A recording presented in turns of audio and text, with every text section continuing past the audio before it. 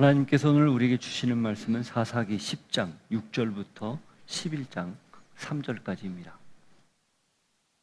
사사기 10장 6절부터 11장 3절까지 같이 읽겠습니다.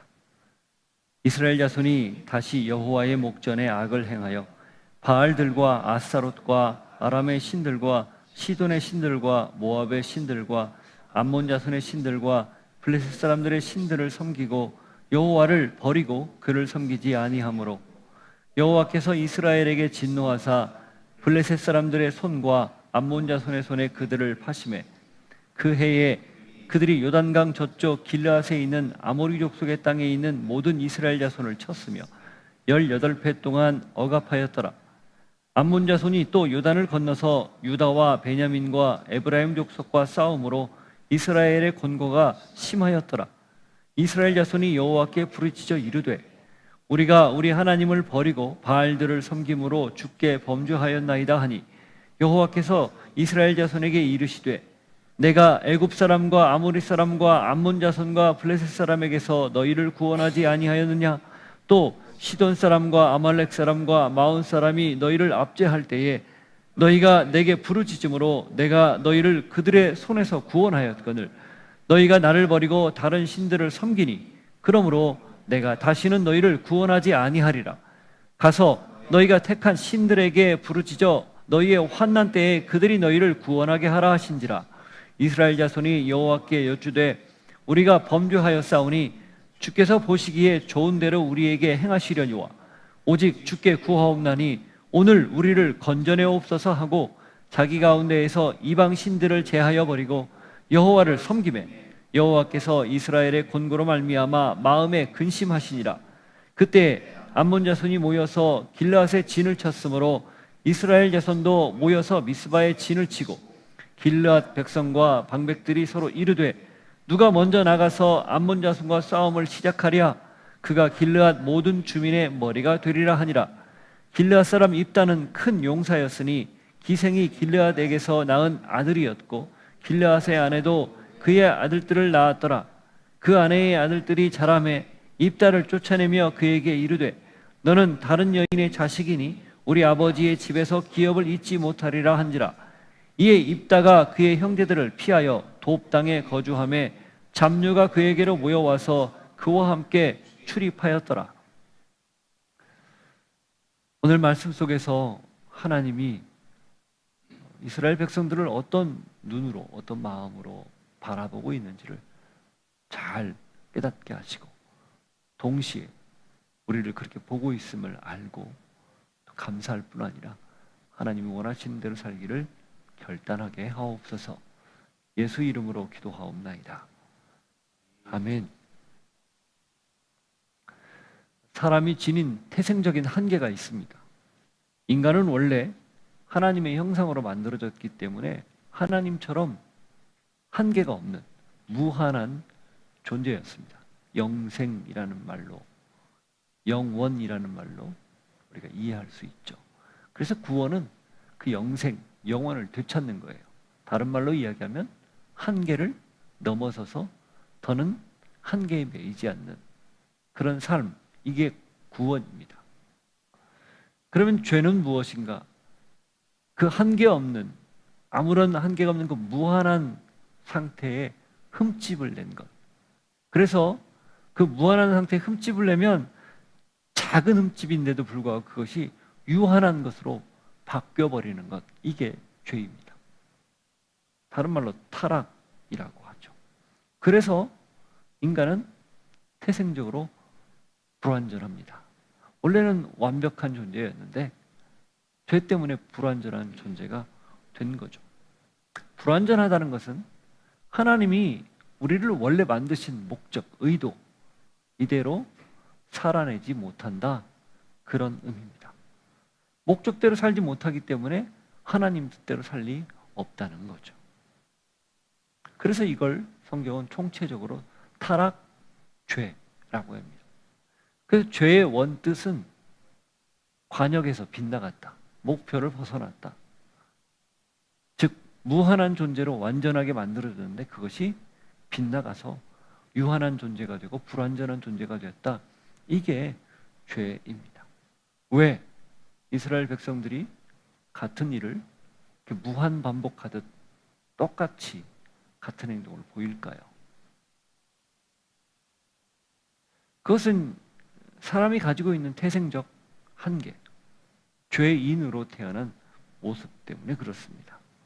그래서 무한을 벗어나서 유한이라는 굴레에 빠졌기 때문에 그 유한한 상황에서 계속 쳇바퀴 돌듯 도는 거예요. 그게 인간의 실존입니다. 마치 개가 그 토한 것을 도로 먹는 것 같은 그런 미련한 모습이죠. 사사기를 읽으면서 느끼는 감정, 바로 이것입니다. 어쩌면 그렇게 똑같이 같은 일을 정말 한치의 예상도 빗나가지 않고 반복할까? 하기는 그들이 이집트에서 구원받은 날부터 지금까지 한 세대도 거르지 않고 누구도 예외 없이 간혹 철저하게 하나님 뜻대로 살려고 한 소수를 빼고는 그렇게 살아왔기 때문에 그렇습니다. 조상들이 했던 원망과 불평의 습성이 그대로 이어진 거죠. 수백 년이라는 시간이 지난다 한들 변하겠습니까? 안 변합니다. 그렇지만 우리가 성경을 읽으면서 이 특별히 사사기를 읽으면서 그리고 구약에 또 신약에 나오는 인간의 죄성을 저희들이 보면서 거기에만 초점을 맞추면 사실 답이 없습니다. 우리를 바라볼 때, 우리가 나 자신을 바라볼 때 답이 있습니까? 답이 없죠. 노답이라고 하더라고요, 요즘은. 그러면 어떻게 해야 돼요? 이런 한계나 이런 반복되는 패턴을 바라보면서 어디에 초점을 맞춰야 할까요? 하나님에게 초점을 맞춰야 합니다. 어떤 하나님? 이스라엘의 반복적인 배반과 타락에도 불구하고 더 그 이상으로 그들을 사랑하고 용서하고 기회를 주면서 다시 시작할 수 있도록 끊임없이 따라오시는, 추적하는 하나님을 봐야 합니다. 그래서 그렇게 추적하고 따라오기 때문에 가만 내버려 두지 않고 못 본 척 외면하지 않고 못 들은 척 하지 않기 때문에 어떻게든 당신 뜻대로 살도록 이끌어 가려고 하나님이 갖은 방편을 쓰시는 거예요. 그 중에 하나가 고통입니다. 고난입니다. 어려움이에요. 내가 예기치 않게 겪는 여러 가지 변수들. 결국 하나님이 그런 모든 과정을 통해서 당신이 내가 여기 있다 라는 것을 계속 어필하는 거고, 내가 여기 있으니 나를 붙잡아라 라는 사인으로 허락하시는 거죠. 원래의 목적을 되찾도록. 그래서 고통을 보는 시각, 고난을 보는 시각이 바로 거기에 있습니다. 문제는 이런 패턴이 성경에만 나오는 게 아니라 지금 우리의 현실에서도 너나 없이 설교자나 청중이나 누구도 예외 없이 비슷한 패턴이 일어난다는 거예요. 우리 이야기라는 것입니다. 따라서 우리는 오늘 본문을 통해서 그런 우리에게 당연히 성찰하고 그를 깊이 들여다보며 하나님이 원하시는 모습들을 찾아가는 그런 결단이 있어야 되지만, 동시에 그런 우리를 향해서 여전히 한결같은 마음으로, 눈으로 보고 계시는, 또 관심을 쏟으시는 하나님에게 더 집중해야 합니다. 그분이 개입하려는 의도, 왜 우리의 삶에 들어오시는가? 불쑥 들어와서 왜 내 삶을 마치 휘젓듯 요동치게 하시는가? 이런 것들에 더 관심을 두고 하나님의 그 아버지 마음, 특별히 우리의 한계에 매몰되지 않고 그보다 더 크신 하나님의 마음을 헤아려서 그 마음을 바라보고 다시 시작할 수 있는 기회를 다시 출발할 수 있는 은혜를 구해야 할 것입니다. 그래서 오늘 보고만 있지 않으시는 하나님, 그 하나님을 우리가 함께 만나서 하나님과 더불어 하나님의 뜻, 목적, 유한하지만 무한한 그 가능성을 바라보며 다시 일어설 수 있는 시간이 되어야 할 겁니다. 그런 은혜가 오늘 말씀을 통해 있기를 바랍니다. 자, 아비멜렉, 그는 괴물 같은 사람이었어요. 그 괴물을 누가 낳았습니까? 기드온이 낳았습니다. 실제로 낳았어요. 그리고 더 큰 의미로 낳았죠. 기드온의 부름받았던 사사 역할, 사사직의 그 순수함이 조금씩 훼손되면서 아비멜렉 같은 괴물을 낳은 겁니다. 그리고 그 아비멜렉의 폭정, 무자비한 진압, 이런 것들이 이스라엘을 이스라엘로 만들었습니다. 무슨 뜻입니까? 이스라엘 이름의 뜻이 뭐죠? 하나님과 겨루어 이겼다잖아요. 이스라엘이 지금 그러고 있어요. 어떤 면에서? 하나님을 섬기는 게 순종인데 하나님을 거역해서 거절해서 이겨버렸어요. 불순종으로 우상을 숭배하는 걸로. 그 이스라엘의 이름의 뜻이 참 오묘합니다. 아름답고 귀한 이름이죠. 하나님께 매달려서 하나님의 복을 얻어내려고 했던 야곱의 갈망이 담겨있는 이름인데 거꾸로 그 이름이 하나님을 거역하는, 하나님을 이겨먹는, 어떻게 하나님을 우리가 이길 수 있겠어요? 이스라엘이 어떻게 이길 수 있겠어요? 그런데 그런다는 거예요.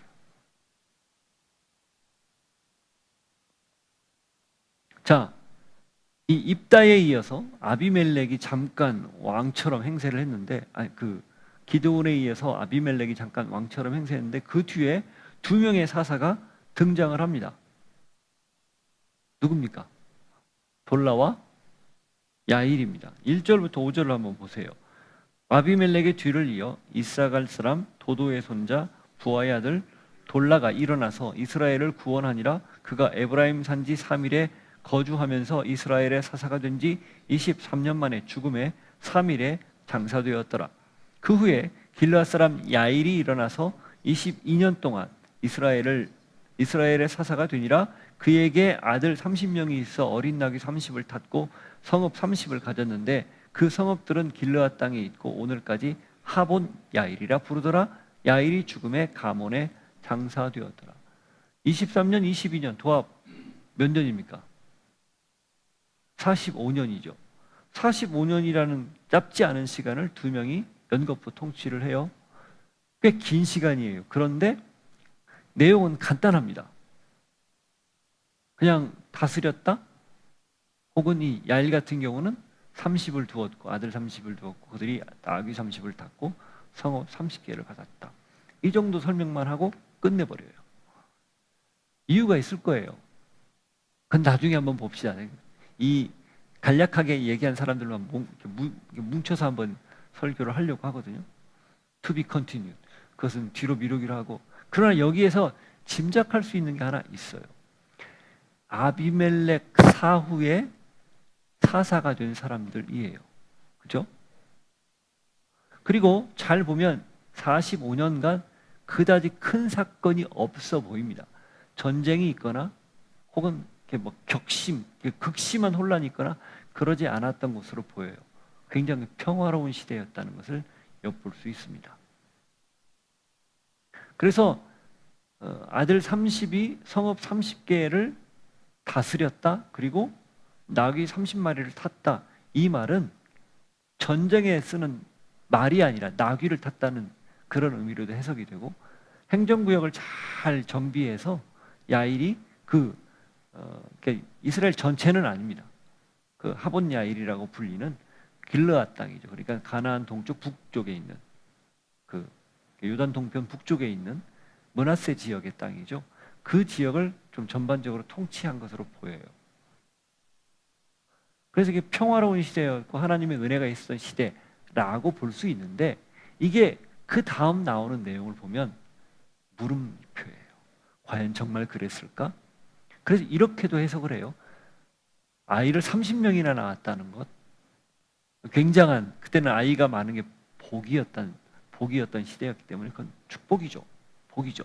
그런데 어린 나귀를 30피를 주었고 성읍을 30개를 줬다는 게 사사직이 은근히 아이들에게, 자녀들에게 되물림, 세습되었지 않았나, 그렇게 보이는 겁니다. 마치 기드온의 영향력 때문에 아비멜렉이 왕이 되려고 스스로 나타난 것과 비슷한 양상이라는 거예요. 다른 말로 이야기하면 사사직의 변질입니다. 그래서 그 결과가 어떻게 되는가? 6절이에요.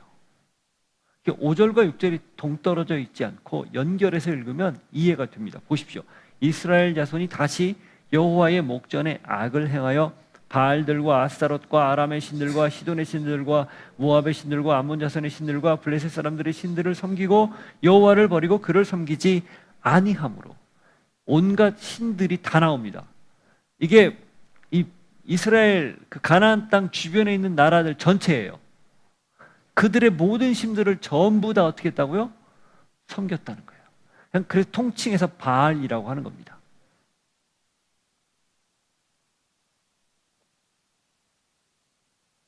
만일에 이 돌라와 야일이 정말 하나님 중심으로 온전하게 잘 이스라엘을 이끌었다면 적어도 이런 모습이 나오지는 않았을 거예요. 물론 그 뿌리는 어디까지 올라갑니까? 기드온까지 올라갑니다. 미디안을 잘 물리쳤지만 결국 그 초승달 장식으로 에봇을 만들었던 사건 기억하시죠? 음란하게 유해했다, 이렇게 성경이 분명히 기록합니다. 그게 벌써 거의 50년 가까이, 기드온이 살아있을 때부터 그게 좀 시작됐다면 거의 7, 80년 가까이 지속됐다는 거예요. 그 결과가 어떻게 된 겁니까? 6절이에요. 온갖 잡신들이 이스라엘 땅을 다 점령하고 있는 겁니다. 하나님은 보입니까? 보이지 않습니까? 명목상으로는 보이죠. 그죠? 덮개도 있고 실로에 명목상으로는 보이죠. 그러나 하나님이 전혀 그들에게서 드러나 있지 않습니다. 이스라엘, 하나님과 겨루어서 이겨버린 거예요. 부정적인 의미죠. 자, 이때쯤 되면 어떻게 할까요? 하나님이 개입합니다. 개입해야 돼요. 보십시오. 7절. 여호와께서 이스라엘에게 진노하사 블레셋 사람들의 손과 암몬 자손의 손에 그들을 파심해 그 해에 그들이 요단강 저쪽 길르앗에 있는 아모리 족속의 땅에 있는 모든 이스라엘 자손을 쳤으며 18회 동안 억압하였더라. 하나님이 진노했다라고 되어 있습니다. 이 진노했다라는 말은요, 원문의 뜻을, 그 뉘앙스가 어떤 의미냐면 죄에 대한 깊은 실망과 불타는 의로움에서 비롯된 징계, 그 징계로 나타나는 분노, 이게 진노라는 뜻이에요. 그래서 하나님이 그 진노에서 구체적으로 이스라엘을 징계한 방법이 뭐예요? 거기 나오는 것처럼 블레셋과 그 다음 암몬 자손을 보내서 그들을 억압하는 겁니다.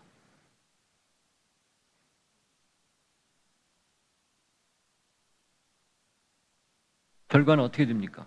9절입니다.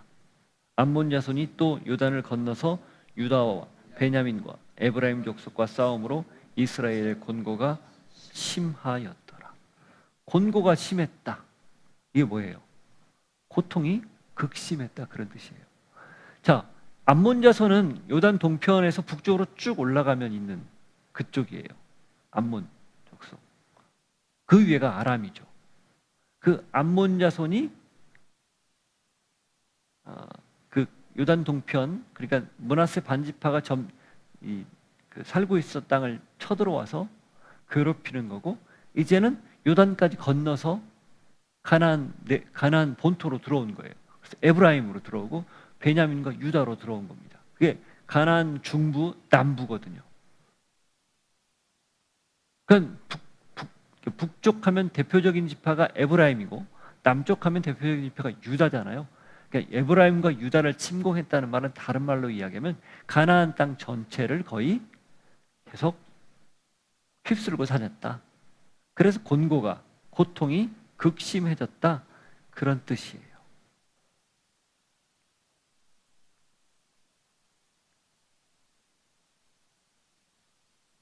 그러면 어떻게 할까요? 자, 곤고가 심해졌습니다. 여러분 같으면 어떻게 합니까? 10절이에요. 이스라엘 자손이 여호와께 부르짖어 이르되 우리가 우리 하나님을 버리고 바알들을 섬김으로 주께 범죄하였나이다 하니. 이게 당연한 결과예요. 하나님이 목적하신 바가 뭘까요?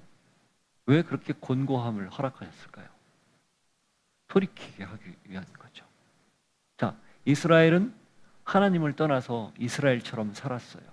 그러나 하나님은 그 이스라엘을 또 이기는 거예요. 어떻게? 고통을 통해서, 고난을 통해서. 그리고 그 이스라엘이 돌이킬 수 있도록 역사하시는 거죠. 고통이 큰 만큼 하나님을 찾는 간절함이 큽니다. 역설처럼 들리지만 사실이에요. 고난으로 인해 마음속 깊이 아려오는 아픔만큼 하나님으로 인해 마음속 깊은 곳에서부터 치유가 일어날 거라는 기대, 이게 일어나는 거예요. 그게 우리 인생의 굉장히 자연스러운 모습입니다. 반복적인 죄를 지어서 고통이 깊어지지만 하나님은 그 고통이 깊어지는 걸 통해 다시 당신을 찾을 수 있도록 한 줄기 빛을 내비치는 거예요. 그 하나님이 일하시는 방식입니다. 기억하십시오. 하나님이 우리가 범하는 반복적인 죄를 다루기 위해서, 고치기 위해서, 바로잡기 위해서 고난을 준다면 그 고통과 무게만큼 반드시 하나님을 찾고 본래의 모습을 회복할 거라는 것을 기억하십시오. 고통이 큽니까? 회복도 큽니다. 죄가 더한 곳에 은혜가 있다. 그러니 죄를 지어라 이런 뜻이 아니죠. 죄가 큰 만큼 그 죄에서 우리를 구원하신 하나님의 은혜를 묵상해 보면 돌이킬 수 없을 만큼, 감당할 수 없을 만큼 놀랍다, 그런 고백 아닙니까? 아픔이 큰 만큼 기쁨이 더 크다는 거예요. 이게 역설적이지만, 그래서 굳이 아픔을 찾아갈 필요는 없다는 거예요. 그러나 잘못해서 만일에 고통을 겪는다면 그걸 통해서 하나님이 우리를 새롭게 하나님을 찾을 수 있도록 유도하신다는 것을 꼭 기억할 수 있기를 바라요. 시편 119편 71절에 이렇게 되어 있습니다. 고난당한 것이 내게 유익이라 이로 말미암아 내가 주의 율례들을 배우게 되었나이다. 고난당한 것이 내가 유익합니다. 내가 이것으로 하나님이 어떤 분인지를 배웠기 때문입니다. 이 고백이죠. 또 있어요. 히브리서 12장 10절부터 11절을 보십시오.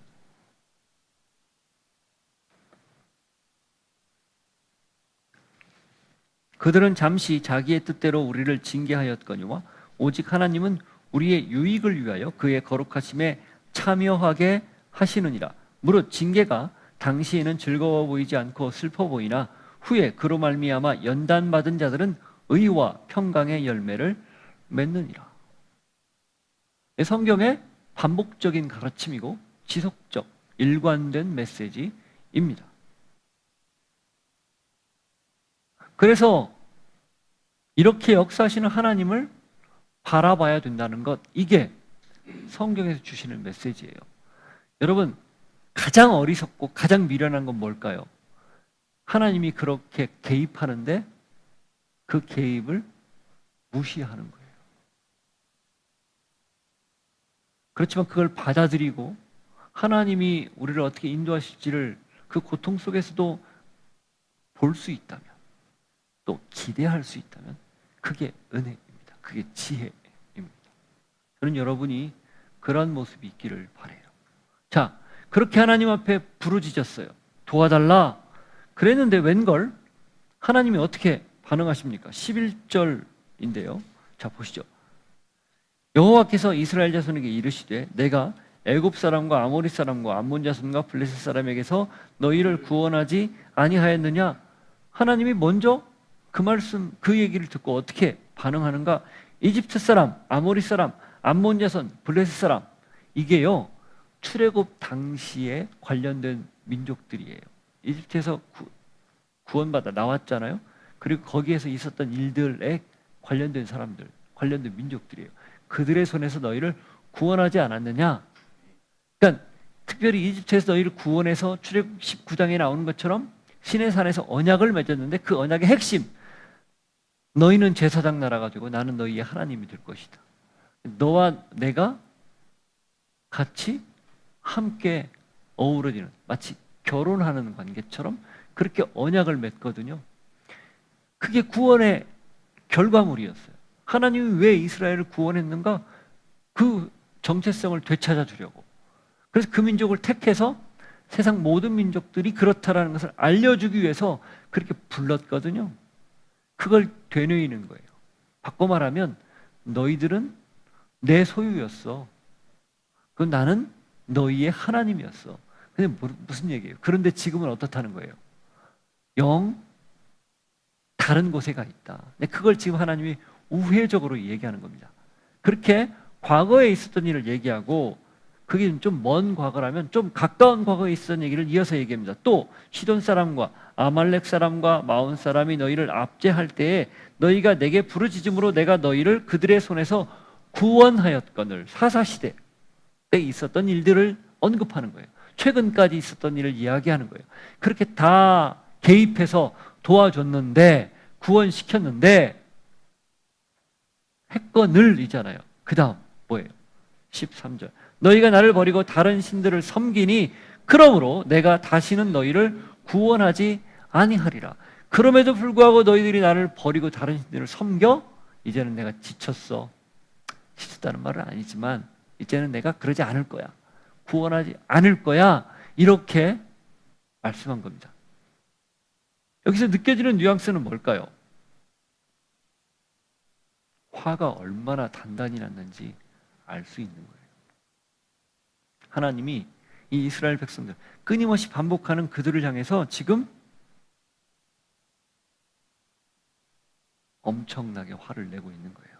그래서 14절에 이런 표현까지 쓴 겁니다. 가서 너희가 택한 신들에게 부르짖어 너희의 환난 때에 그들이 너희를 구원하게 하라 하신지라. 그래?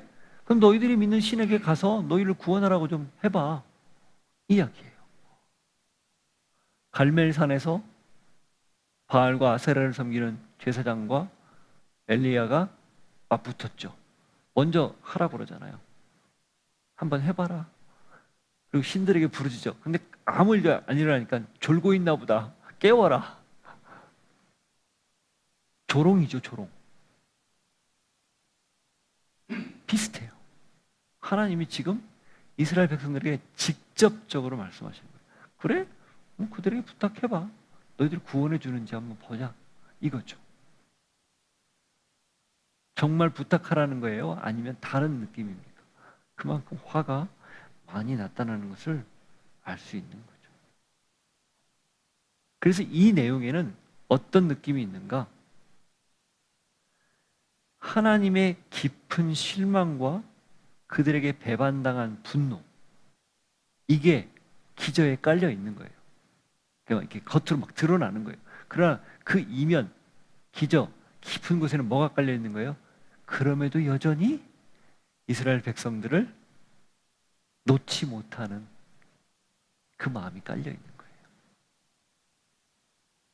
여러분, 마음을 쓰지 않으면 어떻게 되죠? 무관심해집니다. 오늘 말씀 제목이 뭐예요? 보고만 있지 않으시다잖아요. 무관심하지 않다라는 뜻이거든요. 하나님의 무관심이 가장 큰 징계입니다. 여러분, 내가 이러면 안 될 것 같은데 하면서도 계속 그 일을 하고 있는데 아무 일도 안 일어나요. 진짜 큰 경고예요. 그걸 꼭 기억해야 돼요. 근데 조금만 내가 곁길로 가도 자꾸 여기저기 아프고 혹은 때리고 맞고 그런다, 하나님의 지대한 관심이 여러분에게 있다는 방증입니다. 한번 점검해 보세요. 부모가 자식을 키울 때 바로 키우기 위해서 어떻게 합니까? 회초리를 듭니다.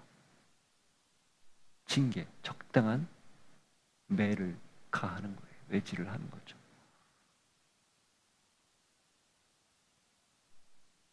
정말 이방신을 찾아가라는 게 아니라 제발 나에게 시선을 좀 돌려도 라는 표현이라는 거예요. 보고만 있지 않을 테니까 제발 귀 좀, 눈 좀 여기에 집중해줘 라는 거예요. 오죽하면 회초리를 들겠느냐, 그런 뜻이죠. 예레미야 예가 3장에 보면 3장 32절 33절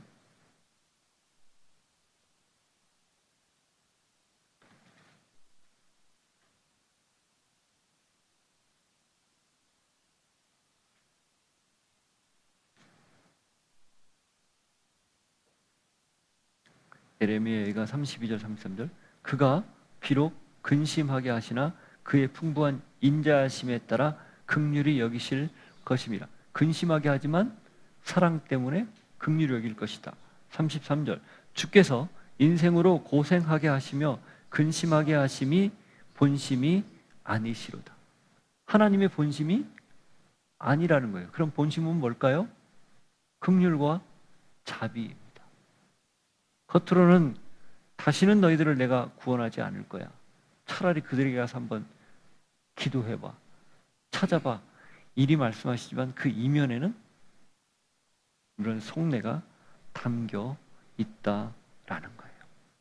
우리는 양 같아서 각각 내 길로 가지만 하나님은 우리 모두의 그 양 같은 죄악을, 내가 내 길로 가려고 하는 그 몸부림을 어떻게 했다고요? 당신이 직접 감당했다라는 겁니다. 그게 십자가죠.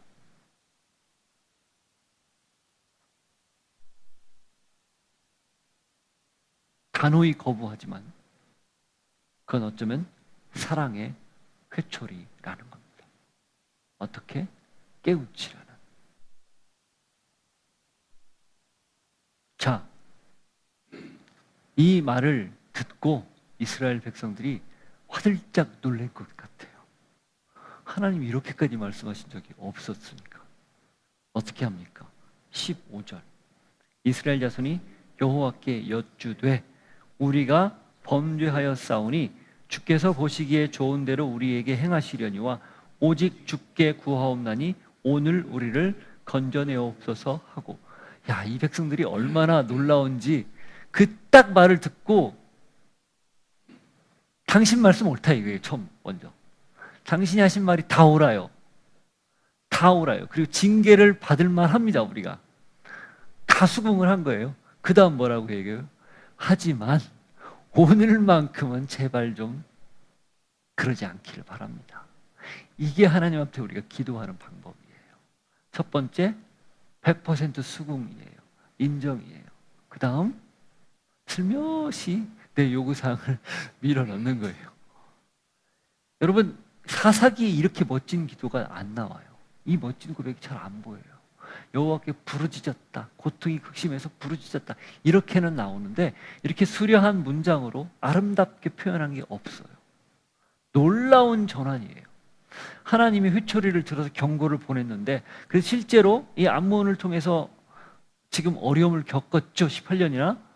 그걸 통해서 극심했기 때문에 하나님께 부르짖었고 하나님이 나 너희들 몰라, 그들에게 가서 알아봐, 이렇게 말했더니 이 사람들이 드디어 깨우치고 하나님이 어떤 분인지를 인정하고 고백하는 거예요. 알고 있는 거죠. 그래서 신앙교육이 중요해요. 그냥 형식적이든 어쨌든 중요합니다. 이들이 이렇게 기도할 수 있었던, 이렇게 반응할 수 있었던 이유가 뭐예요? 그나마 이스라엘은 지금도 율법 교육을 하거든요. 이 율법책을 내게서 떠나지 말게 하라, 그대로 하거든요. 형식적이든 뭐든. 그나마 그것 때문에 이렇게 기도하는 거예요. 하나님이 어떤 분인지를 알고 있으니까. 문제는 그러고 또다시 자기 길로 가는 게 문제지만 어쨌든 이 멋진 고백을 합니다. 그리고 그걸로만 끝내지 않아요. 어떻게 해요? 16절 보세요.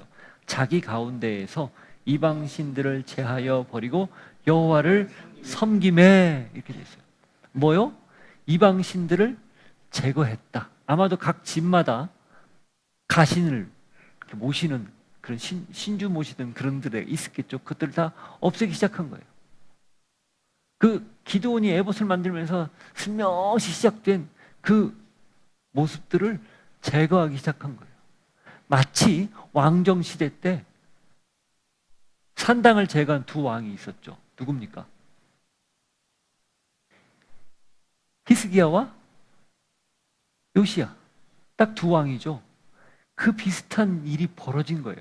물론 대대적으로 전국적으로 일어났는지는 모르지만 어쨌든 적어도 길르앗 주민들, 그러니까 그 지금 가장 직접적으로 타격을 입고 있는 그쪽 사람들의 태도는 변했다는 것을 알 수 있어요. 이게 결정적이에요. 하나님이 이제 마음을 돌이켜서 개입하기로 그렇게 하는. 그래서 어떻게 16절 뒤는 어떻게 표현합니까? 여호와께서 이스라엘의 곤고로 말미암아 마음에 근심하시니라. 이게 원문 뜻이 가만히 두고 보지 못했다, 그 뜻이에요. 오늘 설교 제목입니다. 가만히 있지 않으시다. 보고만 있지 않다, 그 얘기예요. 그러면 어떻게 하시겠다는 겁니까? 개입할 거라는 거예요. 성경에서 가장 극적인 회개를 했던 사람이 있습니다. 최근에 우리가 성경 읽기하면서 읽었던 내용이에요. 누굴까요? 여러분, 이스라엘 역사에서 가장 악한 사람을 손꼽으라면 누구를 생각합니까? 아합. 아합. 아합이에요. 이스라엘 전체 역사에서 아합만큼 악인의 대명사로 불리는 사람이 드물어요. 그가 했던 행적을 보면 오죽하면 열왕기서에 그 긴 기록들이 아합과 관련된 얘기예요. 나봇의 포도원을 빼앗은 일은 지극히 드러나는 일이고 그 외에 그가 저지른 악행은 일로 다 헤아릴 수가 없습니다. 이세벨을 통해서, 이세벨의 영향으로 엄청난 잘못을 저질렀어요.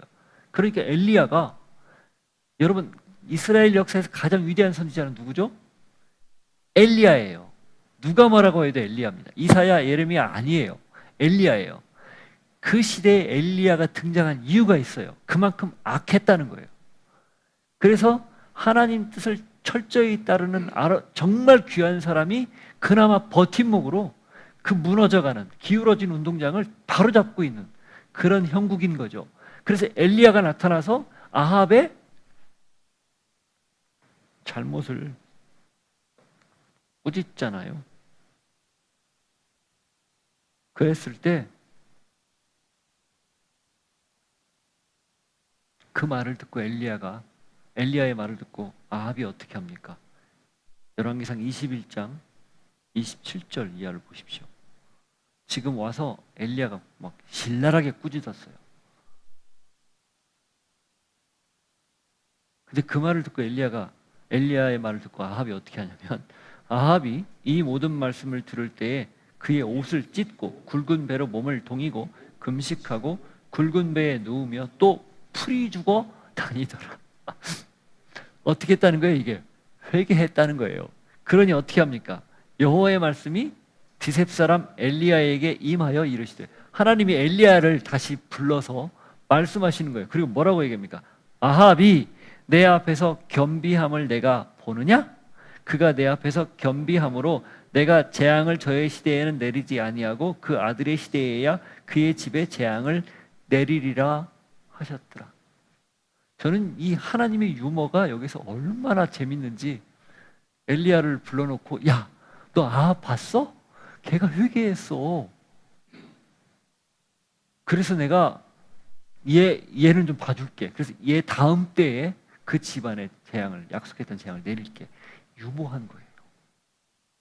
가장 악인의 대명사처럼 불리는 아합이 회개하자 하나님이 마음을 쓱 돌이켜서 야, 엘리야에게 막 자랑까지 한 거예요. 야, 내가 이렇게 경고했더니 걔가 바뀌었어.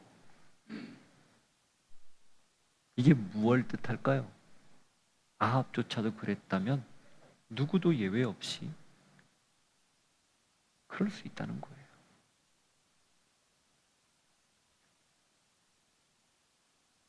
하나님이 이걸 원했기 때문에 이 이스라엘 백성들에게 그렇게 강하게 어필한 겁니다. 화를 낸 거예요.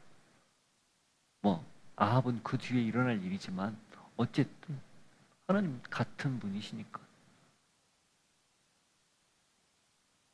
이스라엘에게 고통을 주는데 그 고통 본심이 아니라는 거고, 그리고 그 고통 사실은 하나님도 같이 겪고 있다, 그런 뜻입니다. 그러니 거기서 빠져나와서 너의 고통을 벗어나라. 그러면 나의 고통도 완화될 거다. 이런 의미를 담고 있는 거예요. 누가복음 15장에 예수님이 잃어버린 것에 대한 비유 3가지를 이야기하죠. 그 마지막이 뭡니까? 아들이에요. 탕자, 둘째 아들. 왜 그 비유를 쓰셨을까요? 하나님의 마음이 그렇다는 겁니다. 거기에서 나오는 아들이 돌아오기를 기다리는 아버지, 그게 누굴까요? 하나님입니다. 아직 거리가 먼데 아들이라는 걸 알아보고 어떻게 하죠? 달려나가죠. 부둥켜 안죠. 아들이 나는 자격이 없다라고 말하지만 얘야 무슨 소리냐, 돌아온 것만으로도 고맙다, 이런 얘기를 하시거든요. 그래서 이걸 탕부 하나님이라고 표현을 했어요. 탕부, 그냥 낭비하는 하나님. 뭘 낭비하는 거예요? 자신이 가지고 있는 것. 그 낭비의 클라이막스가 뭡니까? 생명이죠. 십자가. 그게 하나님 아버지의 마음이에요. 따라서 하나님이 여기 같이 마음에 근심하셨다, 가만히 있지 않으셨다, 보고만 있지 않으셨다, 이 말씀 속에 배어있는 의미는 하나님이 우리의 고통, 고난, 그보다 더 근본적으로 하나님을 떠나서 우리 마음대로 살려고 하는 그러한 우리 잘못된 생각들을 좌시하지 않는다. 내버려 두지 않는다. 왜? 그걸 내버려 두면 그 내버려 두는 것 자체가 하나님에게 고통이기 때문에 그렇습니다. 하나님이 고통을 모른다고 여기면 안 돼요. 어쩌면 하나님이 알고 겪는 고통은 우리가 겪는 고통하고는 비교할 수가 없을 만큼 클 거예요. 근데 그 고통을 다 감내하는 이유는 사랑하기 때문이죠. 돌아와서 다시 당신 뜻대로 살기를 원하기 때문이죠.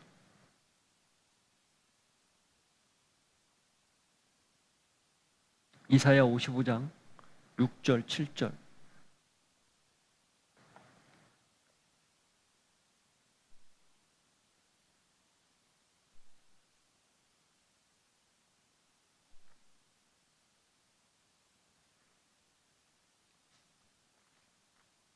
너희는 여호와를 만날 만한 때에 찾으라. 가까이 계실 때에 그를 부르라. 악인은 그의 길을, 불의한 자는 그의 생각을 버리고 여호와께로 돌아오라. 그리하면 그가 긍휼히 여기시리라. 우리 하나님께로 돌아오라. 그가 너그럽게 용서하시리라. 이게 일관된 메시지입니다. 난 자격이 없는데요? 아니에요. 자격이 없기 때문에 돌아가는 겁니다. 자격이 있다고 생각하면 안 돌아갈걸요? 아직 할만하다고 생각하면 안 돌아갈걸요? 아무것도 할 수 없기 때문에 돌아가는 거예요. 그러면 그때부터 하나님이 일하십니다. 그게 그 다음 나오는 내용이에요. 17절. 그때에 암몬 자손이 모여서 길르앗에 진을 쳤으므로 이스라엘 자손도 모여서 미스바에 진을 치고, 무슨 일이 벌어진 거예요? 암몬 자손이 쳐들어온 겁니다. 자, 그런데 16절 하나님이 근심했고 백성들이 회개했고 하나님이 지금 개입하려고 마음을 먹었는데 그럼 어떻게 해야 될까요? 안 쳐들어오면 되거든요. 쳐들어오는 걸 막으면 되잖아요. 근데 그렇지 않아요. 이게 의미가 굉장히 큽니다. 상황이 급변하지 않습니다. 똑같아요. 다만 전과 후가 달라진 겁니다. 그전에는 이 암몬의 억압, 압제가 고통이었다면 이제는 어떻게 될까요?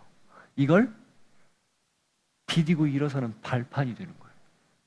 이해가 되세요? 왜 하나님이 암몬 자손이 쳐들어오는 걸 막지 않았는지? 그래야 이스라엘이 암몬 자손을 물리쳐내서 다시는 범접하지 못하도록 만들기 때문입니다. 그래야 하나님의 역사가 또 한 사람을 통해서 계속 이어지기 때문에 그래요. 이게 하나님의 역사를 이끌어가는 방식이에요. 우리는 고통 자체, 근원을 없애달라고 기도할 겁니다. 그러나 그러지 않아요. 기도는 고통은 없어지지 않아요. 다만 하나님을 되찾고 하나님과 더불어 그 본질을 회복하면 그 고통을 넘어설 수 있는 힘이 내 안에 나도 모르게 생겨나는 거예요. 그게 하나님 일하시는 방법이에요. 그리고 그 일을 어떻게 하실까요? 반드시 특정 사람을 통해서 하십니다. 그래서 그 특정 사람을 세우기 위해서 하나님이 판을 깔기 시작합니다. 그게 18절이에요. 길르앗 백성과 방백들이 서로 이르되 누가 먼저 나가서 암몬 자손과 싸움을 시작하랴 그가 길르앗 모든 주민의 머리가 되리라 하니라. 판을 이렇게 깔아놓은 거예요. 이제 어떻게 됩니까? 등장만 하면 돼요. 판 다 깔렸습니다. 등판 딱 하면 돼요. 그리고 그 등판 선수가 11장 1절부터 3절에 나오는 사람이에요. 보시죠. 길르앗 사람 입다는 큰 용사였으니 기생이 길르앗에게서 낳은 아들이었고 길르앗의 아내도 그의 아들들을 낳았더라. 그의 아내의 아들들이 자라매 입다를 쫓아내며 그에게 이르되 너는 다른 여인의 자식이니 우리 아버지의 집에서 기업을 잊지 못하리라 한지라. 이에 입다가 그의 형제들을 피하여 돕당에 거주하며 잡류가 그에게로 모여와서 그와 함께 출입하였더라. 그런데 하필 입다의 출생 성분이 너무 기가 막힙니다. 기생의 아들. 아비멜렉이 누구의 아들이었죠? 세겜의 첩의 아들이라고 되어 있죠. 대조예요, 대조. 하나님에 의해 부름받은 사람은 이렇게 바뀐다라는 걸 보여주는 거죠. 아비멜렉은 자기가 스스로 왕이 되려고 나타났었죠. 그런데 이 입다는 이 너무 어려운 어린 시절을 보냈어요. 그리고 심지어는 성인이 돼서 쫓겨났어요. 서자라고 천대받은 거죠. 그리고 그 분노가 있습니다, 사실은. 근데 하나님이 그를 준비시킨 거예요. 하나님이 부르면 어떤 상황에서 처해서 부름을 받았든지 상관이 없는 겁니다. 하나님이 부르지 않으면 아무리 좋은 조건을 갖췄어도 다 무의미하다, 그 뜻이에요.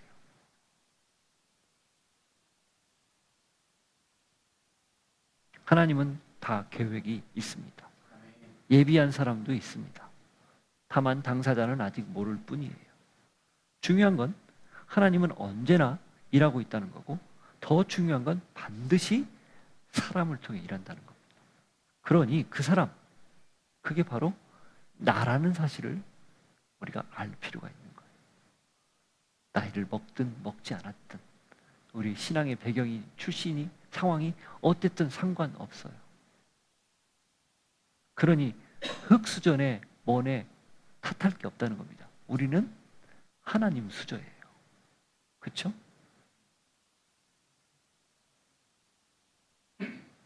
혹자는 그럴 자격이 없다고 비난할지 모릅니다. 그렇지만 그 자격 유무는 우리가 기준으로 판단하지 않아요. 하나님이 이미 다 알고 계십니다. 그러니 우리를 눈여겨보고 있다가 때가 되면 어떻게 하실까요? 반드시 부릅니다. 그 하나님의 눈에 다 찰 수는 없겠지만, 다 하나님 눈에, 하나님 마음에 합할 수는 없겠지만, 그럼에도 불구하고 우리가 그런 자리에 부름받을 수 있다는 사실을 꼭 기억하며 우리를 그렇게 들어서 사용하실 하나님을 기대할 수 있는 여러분들이 되기를 바랍니다. 같이 기도하죠. 지금은 우리 주 예수 그리스도의 은혜와 하나님 아버지의 사랑과 성령님의 교통하심이 가만히 보고만 계시지 않고 우리의 삶에 개입하시는 그 하나님의 사랑을 힘입어 하나님, 우리도 그 주님의 사랑과 함께 동행하며 당신 뜻대로 살기를 소망합니다. 결단하고 고백하는 주의 백성들 머리 위에 삶의 자리 위에 함께 하시기를 간절히 축원하옵나이다. 아멘.